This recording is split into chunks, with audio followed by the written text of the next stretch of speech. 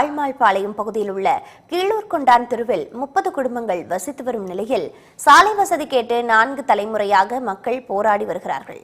இது தொடர்பான கூடுதல் விவரங்களோடு இணைப்பில் இருக்கிறார் எமது செய்தியாளர் தீபன். அவரிடம் விவரங்களை கேட்டு பெறலாம். தீபன், தற்பொழுது குறிப்பிட்டிருக்கக்கூடிய இந்த தெருவில் இருக்கக்கூடிய வசதிகள் என்னவாக இருக்கின்றன? மேலும் 4 தலைமுறைகளாக அந்த மக்கள் அடிப்படை வசதிகள் கேட்டு போராட்டம் நடத்தியும் எந்தவித நடவடிக்கையும் எடுக்கவில்லை என்றும் சொல்லப்படுகின்றது. தற்போது அங்கு இருக்கக்கூடிய மக்கள் வைக்கக்கூடிய கோரிக்கைகள் என்ன? அதிகாரிகள் ஏதேனும் நடவடிக்கைகள் எடுத்திருக்கிறார்களா? என்ன விவரம்?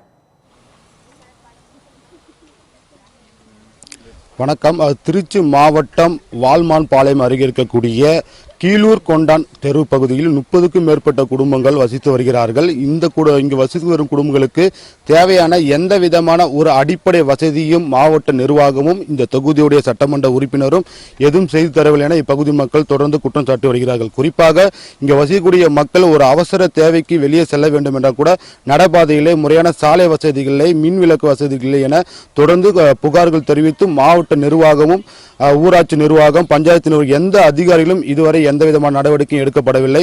இந்த நடப்பாதை வேண்டும் என கிட்டத்தட்ட 6 தலைமுறையாக இந்த பகுதி மக்கள் போராடி வருகிறார்கள். கடந்த சில மாதங்களாக இந்த பகுதியில் இருக்கக்கூடிய பொதுமக்கள் தொடர்ந்து புகார் தெரிவித்தும் அதிகாரிகள் எந்த விதமான நடவடிக்கையும் எடுக்கப்படவில்லை என குற்றச்சாட்டுள்ளனர். இந்த நிலையில் இந்த பகுதியில் இருக்கக்கூடிய பொதுமக்களை நம்ம கேட்போம், எந்த விதமான அடிப்படை வசதி இல்லை என புகார் எழுந்துள்ளது. இதில் என்னென்ன பாதிப்புகள் ஏற்படுது என்பதை மக்களிடம் கேட்போம்.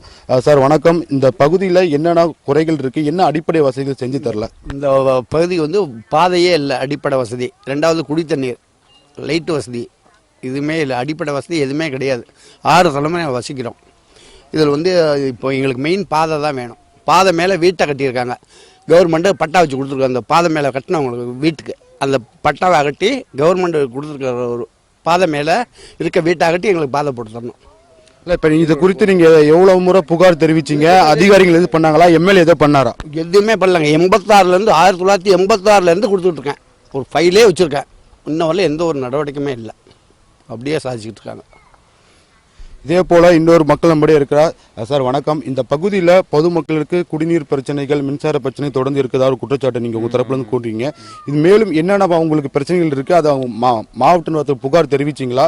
இல்லை மாவட்ட ஆட்சியரோ இல்லை உங்கள் சட்டமன்ற தொகுதி உறுப்பினர் சட்டமன்ற உறுப்பினர் எதுவும் பதில் சொன்னாரா? அதெல்லாம் பல முறையாக தெரிவிச்சாங்க. இன்ன வரை எந்த ஒரு அடிப்படை வசதியும் செய்து தரலங்க. எம்எல்ஏ கலெக்டர் எல்லாத்துலேயும் மனு கொடுத்தாச்சுங்க. இந்த வரை எந்த ஒரு அடிப்படை வசதியும் எங்களுக்கு செய்து தரலண்ணா. இல்லை, உங்கள் பகுதிக்குரிய ஒரு பிரதான ஒரு முக்கிய பிரச்சனை என்ன? அப்படியே தண்ணீர் வசதி, மெயினாக பாதை வசதி தானே.